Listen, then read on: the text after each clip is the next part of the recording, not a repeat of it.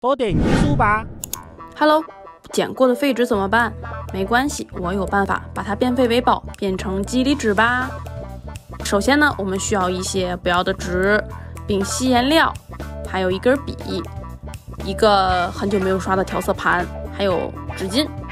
那就让我们开始吧。拿出一张纸，随便找一个颜色刷一刷吧。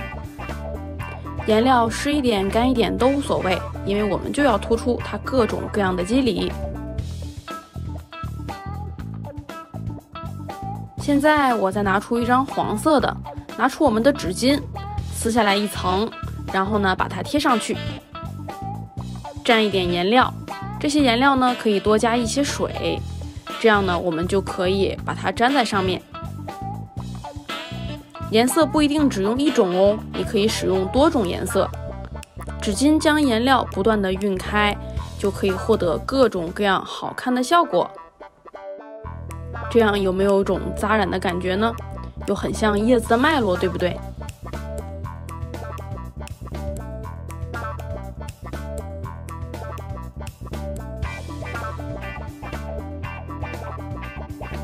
现在我再拿出红色，换一个效果试一下。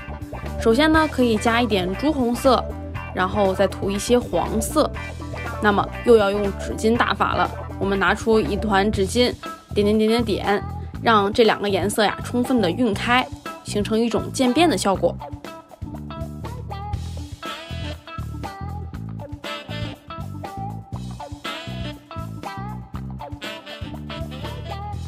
还是一样的，你可以使用很多种颜色进行一个大混合。